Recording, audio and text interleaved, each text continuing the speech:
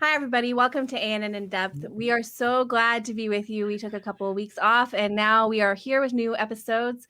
Today, we talked about addiction and COVID. But Sam, we didn't really just talk about that. We talked about depression and anxiety and so many things surrounding addiction.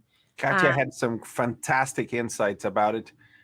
If people want to hear this really in depth, even more, there is a presentation you can go to at campmeeting.com and go to the GC Health Ministries booth. You can hear it there.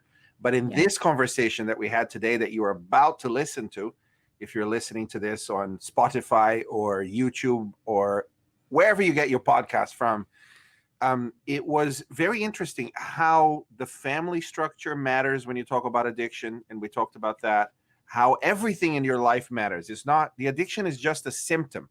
There is something that is deeper that is going on in your life that is leading you to it. And of course, COVID changed all of that. You know, we talked about playgrounds. We lost our playground. Life changed.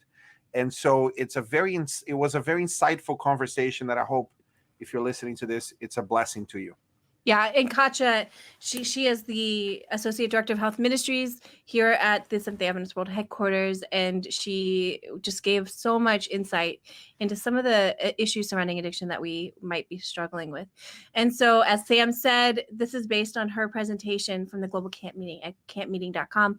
But tomorrow, so if you're watching this and you have questions for Katia, tomorrow at noon Eastern Standard Time, we will be on Facebook Live, the Adventist Church's Facebook page. And Katia will be with us. So you can ask her your questions live. And I think she might be bringing some special guests along with her. So if you have questions surrounding addiction, man, that would be the time to ask her. So make sure that you check that out at our church's Facebook page. So enjoy the conversation, and we'll see you tomorrow.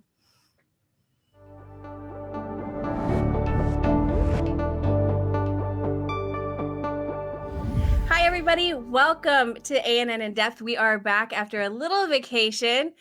We took a couple weeks off, and in that time, we've been very busy. And I want to tell you the first thing. If you go to Spotify, we have a new ANN In Depth podcast, so you don't have to watch this on YouTube, although you should.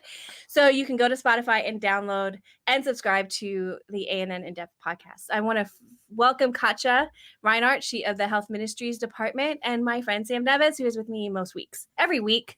But you take a vacation sometimes too. Yes, I do.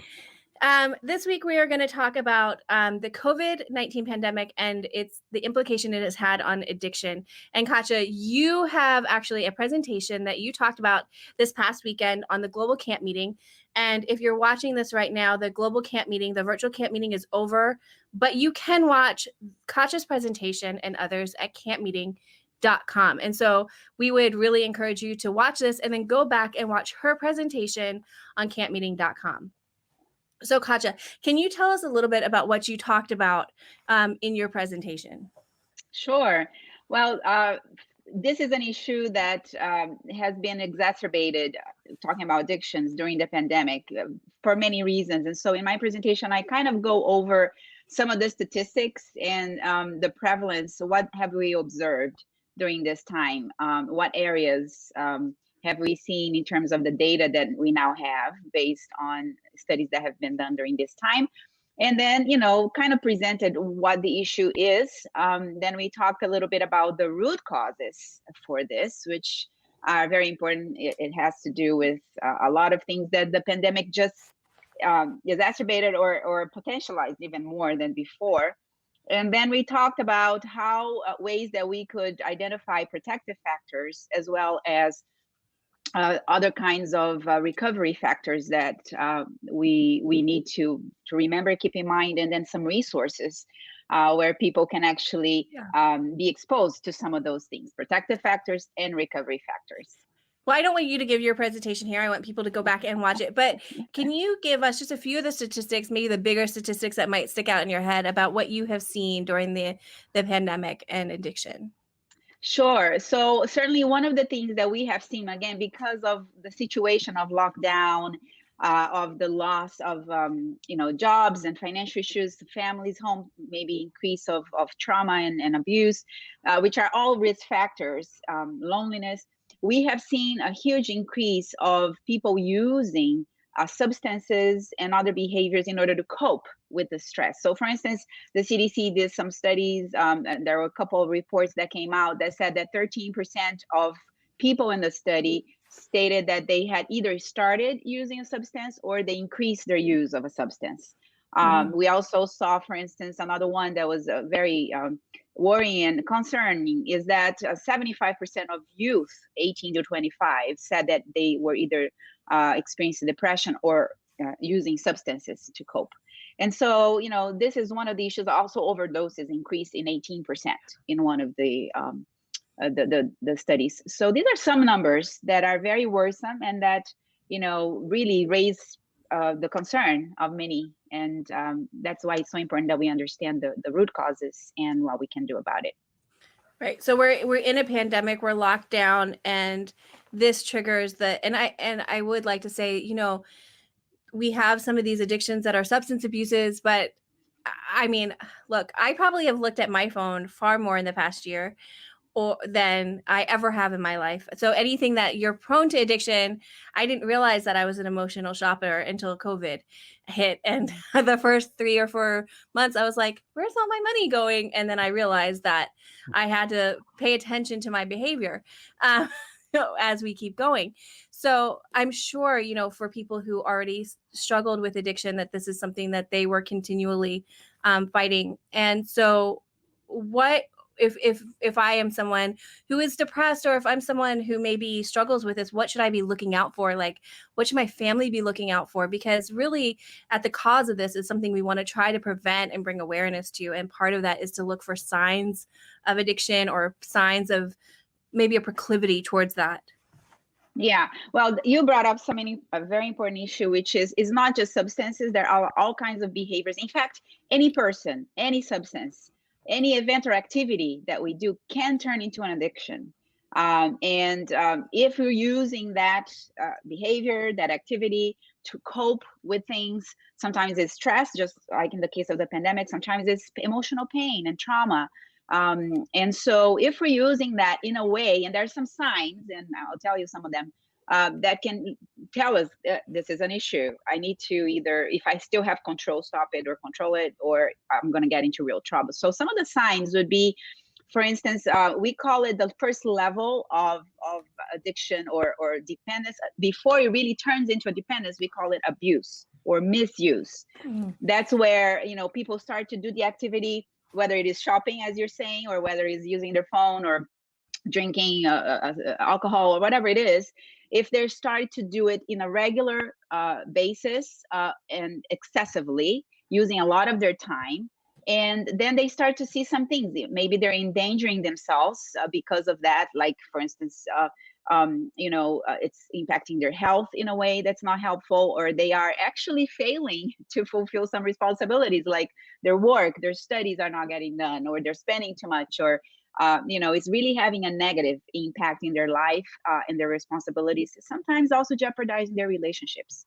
So some of these signs, if this is kind of becoming excessive in terms of time, or in how much emphasis is done or spent in that behavior, or doing that activity, this is something that should warn people, because right now in that level, it's not yet a dependence, it's not yet an addiction, but it can turn into it. When it becomes a dependence is when the person loses control. They can no longer say, okay, I'm going to stop it. Well, they want to, but then once it turns into a psychological, physiological dependence, then they're going to need help outside themselves to really break away. Is the only way to know if you have gone from dependence to addiction, trying to stop it? Because I remember this meme where this old lady was on a chair and somebody said, marijuana is addictive. And she turns back, it's a joke, obviously. And she turns back and says, I promise you it's not. I've been smoking it for 37 years and I'm not addicted. So clearly she was. And the joke is, people that have a dependence and are addicted, they continue in that pattern without realizing that they are a slave to it rather than being in control of it, be it good or bad. I mentioned a bad example, but you could be addicted to food. You could be addicted to technology. You could be addicted to even good things. So Work. Yeah, I don't know Yes. anything Yeah. about that. I know. So is the only way for you to know if you've moved past the dependent stage to the addictive stage, is it trying to stop it and control it and being unable to? Is that the best indicator? Yeah, let me just clarify. Dependence is already an addiction. I think you mean misuse, right? Misuse is this first level when there's an abuse of that. So from going from abuse to dependence, which leads, to addiction, there one of the signs is, as I mentioned, you now lost control. If you are addicted, you lost control. So what's the difference between dependence and control and addiction? Dependence is you need that thing. Addiction is. So if you are addicted, you have dependence. Okay. In other words, somebody who is addicted, that combines misuse and dependence. That's what addiction. So for instance, with dependence, you have the craving for it. You have withdrawal symptoms when you're not doing it. You get anxious. So that's all part of dependence. You have the desire to quit, but you can't, or you start to see, I want to stop using my phone. I just can't, what can I do? It's like you become dependent, whether it is psychologically or physiologically. So dependence is part of addiction. There's a preoccupation with it. You're thinking about it all the time. It's kind of like you have a hard time taking a break, right, from it, because that it's like you have the urge to do it. So that's all part of the signs of dependence and addiction. And you continue doing that in spite of negative consequences. The difference between that and misuse or abuse, which we call it the first level, is that you still have control. So you're starting to do it more.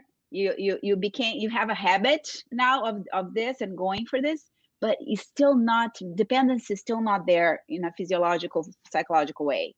So you can still recognize it. Okay, I'm spending too much time.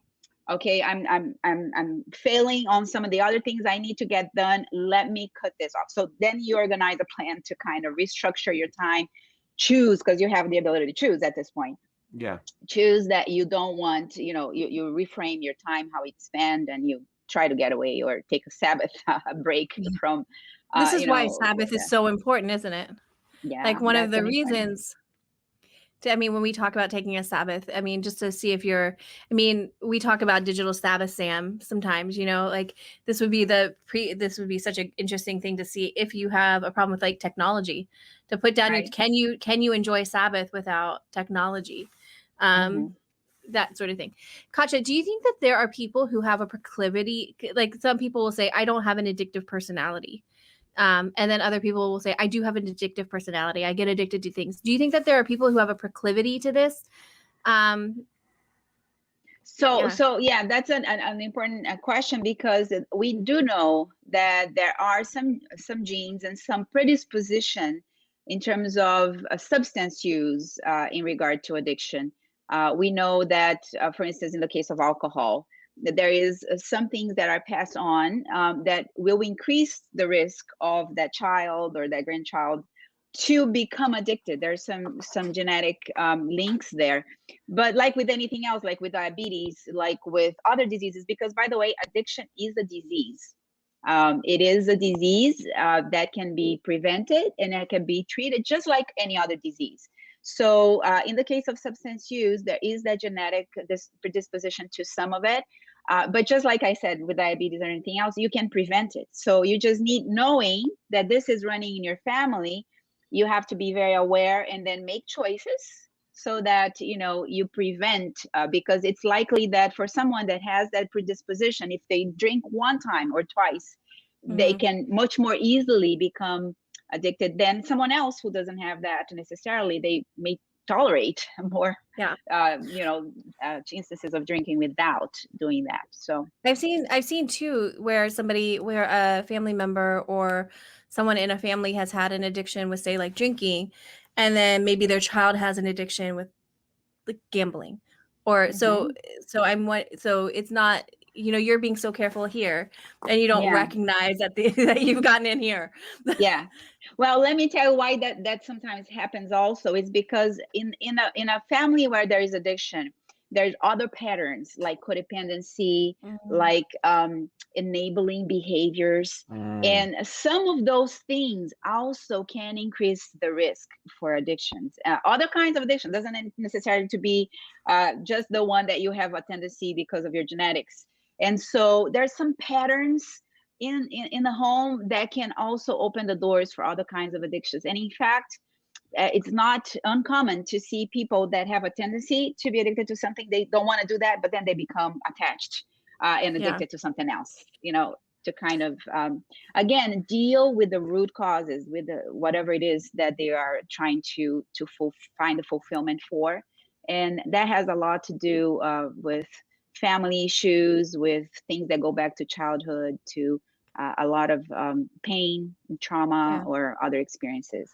One of the TED Talks that was listened to millions of times, including by me a couple of times, about addiction, it showed some incredible insights into it. So it's about drug addiction specifically, cocaine and others. And it presents one of the first rat experiments with cocaine, where you just put the rats there and would put a little beaker and it would have cocaine in it, and the rat would be addicted to it until they died. That was the experiment. But there was nothing else in the cage. So for many years, scientists determined that the substance itself was very much the greatest problem. So it was addictive and you couldn't get out of it. And if you tried it, and when I grew up, that was my dad's version of telling me to stop using drugs. Like, if you try it once, it's all over, it will. But then they conducted different experiments with not the same rats. Those were dead, new rats. But they created a whole playground for the rats. So they had lots of friends. They could mate. They could play around. It was like it was like Disneyland for rats constantly. And they put the cocaine there. And they tried it. And they never went back to it. So it was a fascinating, just listening to the guy talk. And he says, morphine is like heroin. It's pretty much the same thing. And, when grandpa has a hip replacement, he doesn't come out of the hospital saying, find me a dealer because he's addicted. No, it's a very different environment. So the environment also plays a part, and, fixing your problems plays a part. And I think, as I heard you at the beginning, Katia, talk about the changes that COVID brought, we lost our playground. Whatever playground we had, it was already difficult, but we lost the connection, we lost the friendship, we lost, a lot of the things in many ways that kept us balanced and so on. So if that's the case, then it's possible that this would throw us into this quick fix dopamine high behavior, right? What are your thoughts on that? No, definitely. Most definitely. That's part of the issue why we saw this increase, is because, again, people were feeling lonely. I mean, the young people, you saw the high numbers, they lost their connection with their friends, which is so critical for that developmental age. There is issues, stress that was added, lack of financial, maybe people were losing their jobs. Maybe they lost loved ones that died because of COVID. And maybe they were in a home where the domestic abuse and violence just increased even more. So there's all these root causes that usually are linked to addictions. And certainly other fun things, like you're saying, whether it's friends, there's school. School is so protective for kids, in terms of addictions. Being engaged in something productive outside, so all those things, it was hard. And so because of that it really increased the risk much more. A lot of the protective factors that they had because of this environment, with other opportunities, they were locked at home. So yeah. So what happens now? I mean, right now the world is sort of, in most places, we're in Maryland here in the US, we're coming sort of out of our COVID shelters, we're being vaccinated, things are opening up. Do we go, I mean, I guess I've never thought of addiction being sort of this temporary fix, like, okay, well, now that I can go out into my playground and I can go back to work and I can go with my life, then I'm not going to really worry so much about being on my phone, or I'm not going to worry about shopping or eating or whatever. I mean, the addiction sticks to you. And I feel like, we're on the East Coast of the United States. We're in the midst of a huge opioid crisis, right? And part of that is because we don't go back to our normal lives when we come back from the hospital, that we are finding that pain medication is very addictive and it leads to harder and harder drugs. So what happens now? Like we're coming out of COVID, we're allowed to go back to our lives. Do we go back to our lives, or now are we stuck with, on top of the trauma that we've all collectively faced, we now have all of our new addictions with us, we're dragging along. Yeah. And this is what is concerning a lot of the health officials and the WHO around the world, the CDC. We know that we're going to have, beyond this pandemic, a huge epidemic of mental health issues, behavioral health issues, and addictions. If people really don't do what they can to kind of minimize that, it's just going to, be a big snowball. So we have to put in place, whoever we are in our ministry, whether we are a church or health professionals, educators, we need to be aware of this issue, because we're going to see an impact, really kind of the fruit of it, the result of it in the next months and years. So I think part of what we need to do is, again, to try to educate and do what you're doing here, help people understand what are the signs and symptoms. Am I dependent? Am I not? Am I addicted? Am I not? And if I am, I need to find help outside myself, because people won't be able to just, snap out of it, as people say, just choose not to do it. When you're addicted, it's not quite like that. Step one on the 12 steps is admitting that you have no control, that your life now is a mess and you've lost control. And that's very hard for people in the beginning. But there are great resources out there. And so seeking help, sharing with medical professionals about what's going on, seeking sometimes counseling, but also there are other support groups. There are different ways that people can find help depending on the type of addiction. There also may be detox that needs to take place, etc. Katia, I want to talk to you because Stan brought this up a little bit, some of the things good things that you can be addicted to. And I have one question that is, I feel like we've romanticized some sorts of addiction, like being addicted to work is a good thing. Like, oh, I'm a workaholic. And we look at it as a good thing. The other thing I want to talk to you about really quick, and it's sort of this idea that I have seen recently on one of my, maybe I wouldn't say addiction, but something I do sometimes is I will scroll through Instagram, and more I am seeing posts of women my age and younger and mothers who are drinking a lot, and they think it's funny, and they have made it part of who a mom is supposed to be. I come home at the end of the day, or how about this? I've worked from home, and in my cup there's been wine. It's not even water, it's wine. And this is the norm now, and it's funny, and it's romanticized, and it's what everybody's talking about. This is what we're all drinking all day, and it's hilarious. And to me, it seems like there would be some pretty big implications to us minimizing the seriousness of alcoholism, number one, but also this idea that moms need to drink all day. Or normalizing the addictive behavior. Yeah, I think that's very dangerous. Yeah.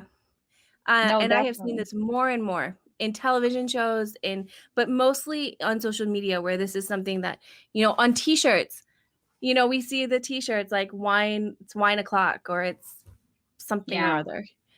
Yeah, that's very real. And unfortunately, it's like what Sam was saying, you minimize, oh no, that's not a problem. It's fun, actually, So it's kind of like a message coming out, particularly in the media. And there's a lot of social issues related to this, right? And that is a very damaging message, because it is putting kids at risk as well, right. Not just the moms and women. You mentioned women. It's interesting. In the case of alcohol, we know that on average the prevalence is higher among males that that consume, but we also know that women tend to become addicted more quickly than men. And so this is a huge risk factor for women when they start drinking. And so it's something that has been observed based on some data.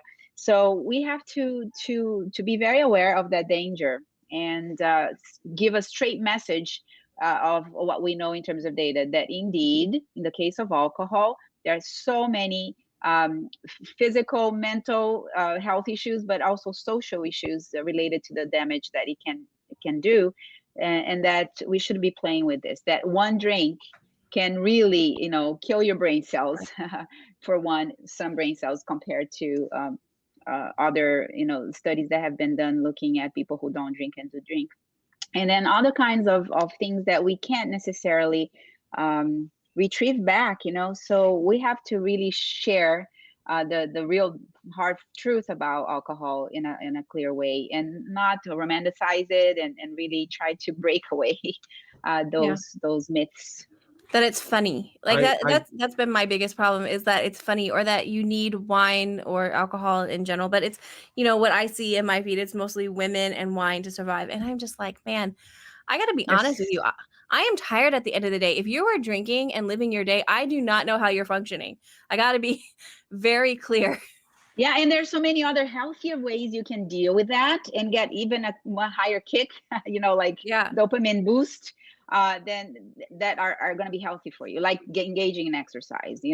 Once you start to, you really get a great quick kick out of it. And many people have used exercise as a way to cope during this pandemic. I know I have, and I've talked to many people who have started, that journey, and that has helped a lot to deal with the stress. And that's cool too, So perhaps we could send messages out there, or other things that are healthy, that also give you a dopamine boost, and that are, cool to do, and change that message. Right. Sorry, Sam. There's some research that I was checking for this, where 40% of violent crimes involve alcohol. That's right. Mm-hmm. It's crazy. I mean, if there is one thing you want to avoid, like the plague, and we know a thing or two now about plagues, is alcohol. You want to avoid all of it as much as possible. Don't come anywhere near it. And we all have family members. I think we all. It's hard to find a family that there isn't this one uncle or so on. I have a series of them. One of them I remember as a child grappling with this powerlessness, because he was addicted to alcohol first, but then it got worse. He got addicted to gambling. And this was in Brazil when I was growing up. And one day we come to their house, and he took all the money that was his. He took the money that was everywhere in the house, and he sold the propane gas bottle, which is quite valuable in Brazil, especially at the time. So the family had no way to cook. And we turn up and it's gone. Why? Because he is addicted to gambling. And the studies on gambling are fascinating, because if you pull a lever and you always get the same result, it is not as addictive as sometimes pulling the lever and getting the result. Again, rats. And with humans, the whole casino industry is built upon that premise, that you do the same thing and sometimes you get it and sometimes you don't, which is gambling. As it turns out, the entire social media world feed, your feed, it's about that. It's exactly the same thing. Sometimes you open it, it's very exciting. Sometimes you open it and it's not. And so you're addicted to go back to it and go back to it and go back to it and go back to it. And this is for adults, they're going back to it because we have things to do. I have 3 boys. I observed that with the boys, there is no going back to it. They would stay on that thing forever if you don't stop it. If you don't put limits. Exactly. So we put limits on all the devices. We try we failed constantly. But the one thing that I would say that really has helped is no device before school and no device on Sabbath, no matter what. So from sunset Friday night to sunset Saturday, there is no device. And if you ask my eldest, he probably could explain the whole reason why, including dopamine and what happens in the brain and dopamine sensitivity. And so I find that researching this, and I'm sure this is helpful even to them to understand that it's not just no for no reason. It's like, look, if you stop for 24 hours a week without this constant dopamine hit, your cells respond differently because they become sensitized again to dopamine. So when a parent says, Good job. You've done that well. This should produce enough dopamine that would motivate them to do some more things. But if they just spend 5 minutes on YouTube, the amount of dopamine is so high that my appreciation for them is not even felt in comparison. And it's Yeah. so Yeah, no, and you described very well this whole issue with dopamine, because that's the reason your uncle, you're saying, went to stole that without caring for the family, is because, again, in this dopamine loop that he's in, relationships and other irrelevant. people don't matter anymore, because it doesn't give that boost. It doesn't make them feel the joy of the relationship and the caring. So that takes over. And in order to break that, it's very difficult afterwards. But when you're, with your kids and, oh no, but maybe, they have this 24 hours, we need to limit that. Right. And so you cut that off and you provide other things in their life experience that are wonderful, and relationships being one, that you are there. For kids particularly, we see that that's so protective. The unconditional love and open relationship with their parents is one of the most protective things. And so they should get a lot of love and joy out of that, and does not compare to their device. And so when you break the time for device, but you provide some of these other kind of, family fun times and other things like we do on a Sabbath, it's powerful to help them really distinguish the quality of the joy they get. I struggle to see how families can survive without the Sabbath. It always comes back to the Sabbath, Sam, doesn't it? I mean, we always end up sitting here talking about Sabbath. During the week, we have so many responsibilities and we have to work now from home and so on, that it's difficult to give the time the children need to have that family connectiveness. And I looked at, I don't know where this research is, I cannot trace it, but it was something like, Warren Farrell mentions this in his book, The Boy Crisis. The average American family spends individual time with each child 15 minutes a week. 15 minutes of undivided attention to each child per week. This is not enough for their development, not by a long margin. Watching a movie together isn't undivided attention, right? It's not the same. Traveling in the car together isn't. So what I don't understand is, how can you go through and maintain the family structure and the togetherness and the love and the future without taking these hours, at least a few hours, to do something that is meaningful and that brings this family together? Because if you live, in my estimation, if you live 2, 3, 4 years without this connection, there is nothing to fight for in terms of the family. You no longer have anything. And so the breakdown of this structure is terrible for the children. It's terrible for everybody. And it's easier today for each of the parents and the children to fall back into their own addictions, to the point that they are all facing outwards and they don't even know each other properly. And it's a tragedy. So we talk about the benefits of the pandemic from a digital perspective, even from a missional perspective. But if you don't take the Sabbath very, very seriously, it's possible that this pandemic will keep breaking families for a foreseeable future. Very true. Well, Sam, you talked about, and I want to talk about some of the things we can do to break cycles of addiction. And one of the things, Sam, that you have said in the past is, your kids love technology. My niece and my nephew, I spend a lot of time with them. They love technology. And one of the things that we do is we take them outside. And you said, if we offer to go outside with the kids, they never say no. They want to be, want to be outside. And so one of the things that we have, when I was growing up, everybody had Nintendo, but my parents never let us have any video game systems. My dad thinks they're just the complete waste of time. And so we take them over to my parents' house, and no video games are allowed at my parents' house. And they have a big open yard, and they just run, and they don't miss it. No. And even if we say, okay, we're going to go outside and we're going to play, and we're going to do arts and crafts outside at my sister's house, they love that. They love to be outside. They love to go to the park. They love to ride their bikes, their scooters. They love to run.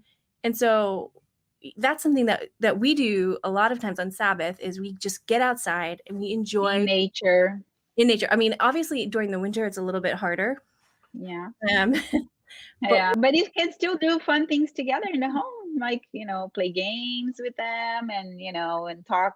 It's funny, you're mentioning all this. We have learned, and I think you've heard this before, that just a meal together as a family, if you do this 4-5 times a week, and Sabbath, we definitely do it. But if you can add that at least once a day in the other days of the week, that is very, very protective for kids. Yeah. Given that family, that meal is a happy one, you're not criticizing each other and fighting over the meal. No, that was but you're my really mom had listening to too. each other and talking, Yeah. right? That was a rule my mom had too, is we have dinner together as a family. That's it. That's the rule. You will be home at dinner. If you leave after, that's fine. If you get there 5 minutes, but we are having, until my sister and I were in high school, we're having dinner as a family together. And that was, so, I mean, just so you know, that was the environment. I go, no video games and dinner as a family. I still to this day cannot play video games. I can't do it. I'm a social outcast. And now. you turn out very nicely. You didn't turn out like you are, completely a weird person out there that doesn't know what's going on. And parents sometimes are afraid, I need to let my children know. They need to know what's going on. But indeed, what they need is structure and sometimes limits. That is actually very helpful, to have that structure and limits, and they know that you care enough. One of the things we found out in a study in Adventist schools is that when parents know, and in fact, I confirmed this yesterday in a APA, American Psychological Association, talking about this, when parents state that they, things that they don't support, like your parents say, no, Nintendo is not, but they verbalize what they feel. That actually does have an impact in kids, and they will sometimes not do it because they don't want to hurt their parents, because they don't want their parents, to know, and that would be, not acceptable to their parents. It's funny, that is a protective factor as well. It's funny because now I joke that I'm a social outcast because I can't play any video games at all. I am absolutely awful at video games. Well, you're not alone. I'm the same. It's a bad situation. It's real bad. But you know what? There are many other things we play. Yeah. My video game addiction. I was addicted for a while through my teenage years after boarding school, I think. But that's later on. The beginning of this, my father bought a Super Nintendo that became the center of the neighborhood. And he bought it because I was going to other people's houses to play. He's like, I prefer if everybody comes here. So he bought it and everybody came there. But here's the point. He said, I have a lesson to teach you about school every day. It should take about 2 hours. But as soon as you learn it and you demonstrate that you learn it, you can go and play with your friends, or they can come here and play and so on. I don't think it took more than half an hour every day for me to learn whatever it was that he was teaching. And that taught me delayed gratification. It's like, you can do what you want, but you have to do what you need first. Do what you need first, and then do what you want later. So that was a very valuable lesson, even on, because I play video games to this day. I even make them. So now it's the point of, I have the Xbox sitting right there, but once a week maybe I get to it for half an hour, 40 minutes. Why? Because I've got work to do. That's right. now you're an adult. There are things that I need to do first before I can enjoy that, which is the healthy environment that you create. It's very easy to mess that up and not to bring this sense of connection. You were mentioning the meals. Here is an interesting cultural clash. In my upbringing, in the Italian Jewish environment that I was brought up, laughing and talking loudly at the table is desirable. That's exactly what you want. If somebody is not, excessively laughing or shouting at some point, you haven't had a good meal. So some of my best memories growing up are exactly this, having that environment. So guess what? My boys do exactly the same. My wife, on the other hand, is British. She comes from a very different kind of meal set. It's more quiet. And if there's something wrong, if you're raising your voice, what's wrong? So we have this kind of measurement in the middle where we are loud enough to have fun, but not too loud so as to ruin, mommy's That's day. For awesome. her. That's funny. That's the same in my family. My dad is, I mean, the best. He's American. His family came over to America much. My mom is German, and so our family is so loud, and she just kind of. But I'm more like her, so I tell my sister and my dad sometimes, I'm like, you're 2 feet apart, right? Like. You're not across a parking lot, like you could bring it down. But I do want to get back, we're talking about addiction, and I think that we maybe train our children watch us, right? Because it's important to sort of maybe see some issues when they're young. And you said that children who have dinner with their families or whose parents tell them, I don't like this behavior is not great. They learn from that. And I asked my nephew and niece as I was kind of talking about this, and I said, do you think you're addicted to anything? I mean, they're 6 and 8, and my niece said no. And my nephew told me he was addicted to crazy, which, got to tell you, absolutely true. He knew. So I'm wondering, like, and we talk about getting outside, and I think getting outside is the same for adults as it is for children. But as we're talking about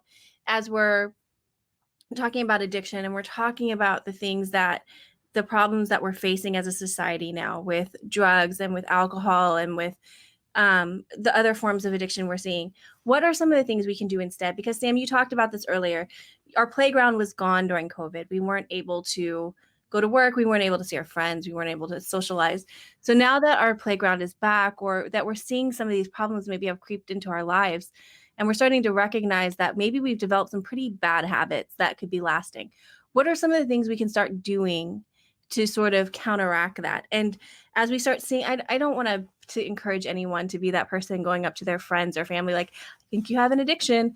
But what can we start looking for in the people we love, because addiction does impact. If I'm not addicted to someone, but my sister is, or my dad is, that impacts me as well. So how can we start managing as we're coming through COVID? I think that is a very important thing to consider. And I think that the first step, Jennifer, would be to first do a self-evaluation, right? First of all, so how am I spending my time? What are some of these things? What am I feeling? What are the root causes of these things? Because it's easy to say, okay, maybe I'll switch this habit and stop that. But if the root cause that is causing you to do that is not resolved, and deep inside, let's say the root cause is low self-esteem, you don't think so, you feel good about doing this or eating this or whatever. So if the root causes are not addressed, it's not going to be a truly helpful thing. But certainly, so first of all, kind of analyze, how am I feeling? Am I feeling depressed? Am I anxious? Am I feeling lonely? Am I, what do I have this issue that I need to deal with? And so try to do a self-evaluation first, kind of like a searching of yourself after this time. And then, in that search, and ask God to help you see what that is, and he will kind of point to you some areas. So again, then you get to the areas and you understand the root causes. So what can you do now? So first thing, again, asking God's help along this way is to try to cut back those things that really are not helping you and are harming you, even if they're good things, Yeah. So if you love exercise, but you're spending 10 hours a day getting 50,000 steps, and you're not having your devotion, you're not having time for your family, that certainly something's not right. So, kind of look at your life from a balanced perspective and seeing, am I doing all these other things that are healthy, such as getting outside in nature, cooking a healthy meal, maybe, engaging in a hobby, being with friends, doing all these other things that God placed in our lives for social health, for mental health, for spiritual health, for physical health. And if you're not doing some of those, is it because of time? Because you're spending too much time in this thing, which is not helpful. So try to do, so we normally have like kind of wellness assessment that we recommend people to do and see, where is my time going? Am I having this balance or not? If not, then it's try to carve out those things and include those things that can be helpful. And for everybody, it may be different, but certainly dealing with the stress in a healthier way may mean engaging in activity like physical activity, social time, inner devotional time for sure, and other things like that. That's one way that I would approach it. Yeah, Sam and Brent and Love I, Brent is our technical producer outside of, he's on the other side. And we've talked about sort of the work situation that we've been in, how tired we are. And I started to realize that I was beginning to feel overwhelmed and anxious because I had a lot of work to do. So then I couldn't focus on work, which would make me more anxious that I, and it was just, and I'm not an anxious person generally. I am more of I think people wish I was a little bit more anxious. So this new anxiety was weird to me. And then the more anxious I got, the less I was able to focus on the things I needed to focus on. And it just feels like a lot of the things we go to comfort ourselves actually end up causing the very pain or the very issues that we're trying to get away from. Very true. So this is just for me. I'm not like obviously telling you that Brent and Sam have anxious anxiety right now, but just that we've been talking a lot about our own mental health and how we're coming out of this pandemic and how we're functioning within it. And that was something I started to realize in myself, especially within the past 6 weeks when weirdly the vaccine was becoming available and it was about to be over. I started suddenly getting anxious about it. So I realized that, and I see that in so many of my friends and my family, that the things that we do, to solve the issues of anxiety that we face or depression are the things that drag us right back into that cycle of anxiety and depression.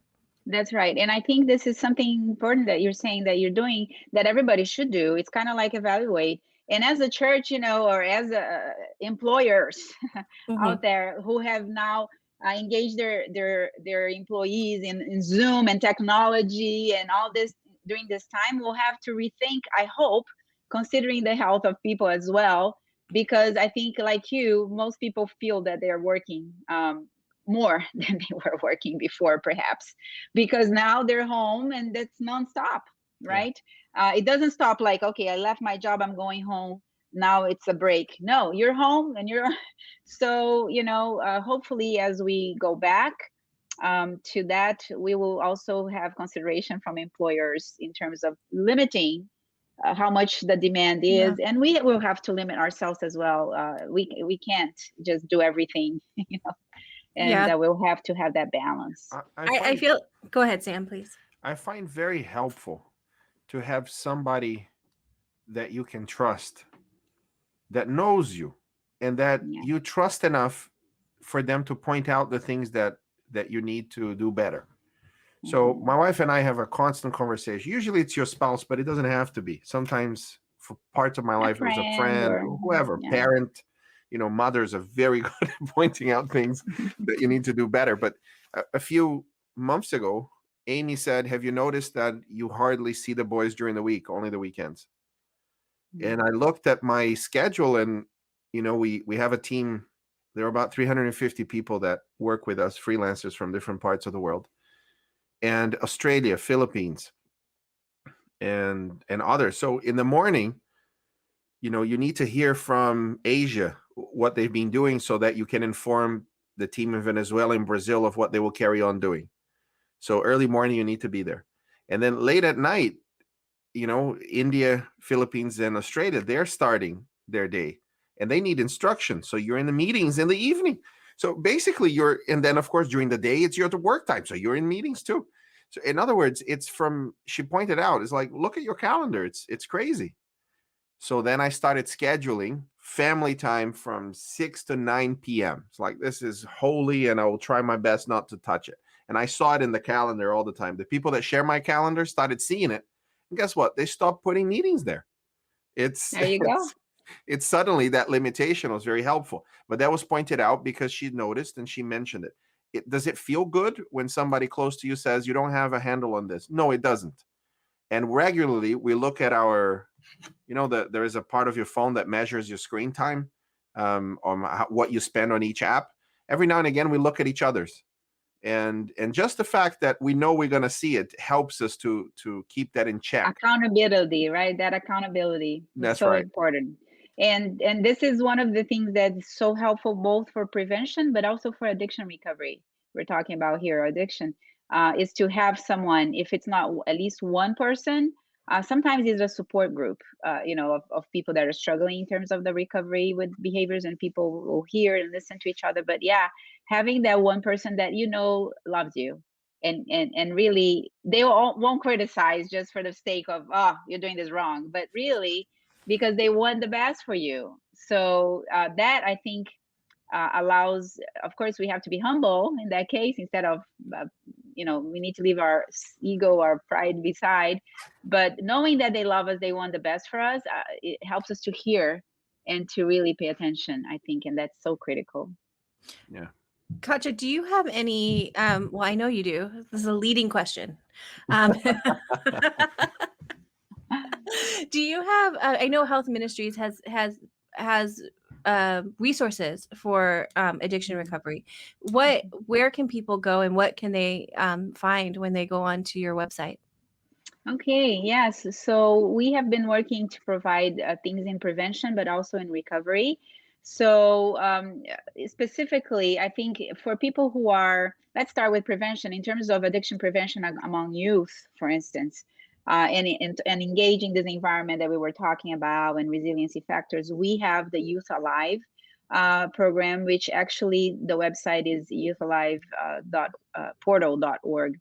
And there, there's a lot of information for youth. There are courses they can take. There's different things that can help them understand even the risk factors and help support that. And so that is focusing on group support, friendship groups that engage with youth and that help to provide that environment for resilience. But specifically for addiction recovery, we have two specific resources. One is the 12-step Christ-centered addiction recovery program that follows similar to AA, which, by the way, recently there was a meta-analysis done on the 12 steps, and they found it to be superior, or at least equal or superior to counseling and other kinds of addiction recovery. So that is a resource that we use, 12-step, but it's a Christ-centered, and it's called Adventist Recovery Ministries Global. And so there are information on this and resources, but we can always connect people locally to groups that are happening, and people can join. We also launched the Steps to Christ Recovery Edition, which brings the 12 steps in that process. So this addiction recovery is available globally now in various parts of the world. And we also have the pornography intervention, which is specifically for addiction related to pornography or sex addiction. It's called Gateway to Wholeness. And the website is gatewaytowholeness.com. And we will put all these websites in. Yeah, we will. We'll make sure. And, it's interesting. Yeah. We talked before we went on break. We talked to Bernie Anderson about pornography addiction. And Bernie was just such a beautiful conversation. And so we'll link to that as well, because that I can only imagine. And I don't want to open a whole gateway because I know we need to wrap things up. But we found that people were coming to Adventist.org to look for pornography. I'd like to say resources, but we don't think they were. We don't know what they were looking for. It was very odd, Katia. They were typing porn, and Google was showing our statement on pornography on the first page of Google. Yeah. And so far, it's like, okay, Google did that. But people were clicking, like tens of thousands of people were clicking. Yeah. And the average time spent was over 2 minutes. So they were looking for porn. They found Adventist.org. They clicked on it and they read it, which is incredible, because they wanted, I guess, help or at least, I don't know what they want. I would love to know what they actually I'm sure got out many of of that. them probably wanted help, because the report from Barna shows that 80% of people struggling with pornography, they want help, but they don't know how to stop. And so, I'm sure there are a lot of people looking for help. So I'm glad you're covering that. And Bernie, he has a book on this, and he has personal experience on this.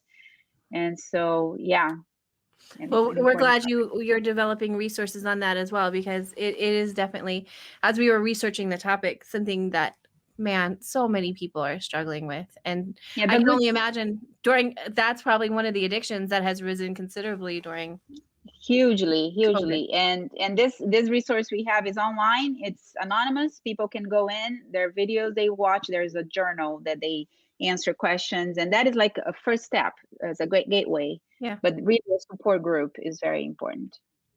Well, Katia, we do need to wrap this up, and we've talked about a lot of things outside of addiction, but I think they're all connected to addiction. When we talk about depression and sort of anxiety and the things that lead us into our behavior patterns. We are going to talk to you next week, or no, sorry, we're recording this and then it's next week, but we will be talking tomorrow with you on Facebook Live, Tuesday, May 25 at noon Eastern Standard Time, and people can ask us questions or ask you questions live. But as we're rounding out, do you have any final thoughts for us? And then if you could pray for us, that would be really great. Sure. Well, I think one of the things I think I like people to remember is that God created us for happiness and joy with vital connections, the connection to Him, connection to each other, purpose ourselves in our lives, Sabbath. That was all done in creation. Sin came in, and suddenly we're all broken. One way or another, we have this brokenness we experience, and addictions is the result of that. In order for us to find recovery and prevention, we need to reestablish those vital connections. And so I think that, and that is part of the answer to addictions, is reestablishing this connection to God, with each other, purpose that God has given us ourselves, Sabbaths in our life from whatever activities. And as we restore those vital connections, God can bring healing and recovery to whatever addiction we can have, and that is the answer, I think, is really connecting to Him. Thank you. So shall we pray? Yes, please. Heavenly Father, we are so grateful that you are with us, you understand our brokenness, and you are eager, Lord, to help us recover from whatever issue we have. We all have, one way or another, obsessions, compulsions in our lives, and we need your help, helping us first humble ourselves and recognize what they are. And we need your help helping us reorganize our lives so that we can really achieve that abundant life that you have dreamed for us. So I pray for every listener, every person who is listening right now, who perhaps is struggling with a behavior, with a substance, whatever it is, with pain and trauma in their lives, that they may reach out to you, that they may look for some of these resources we mentioned as a way to find answers, and that they may be unhooked from those circumstances. And may they experience joy again in a way by reestablishing those vital connections that you have purposed for our lives. Thank you for your love, for your care. In Jesus pray. In Jesus I pray. Amen. Amen. Amen.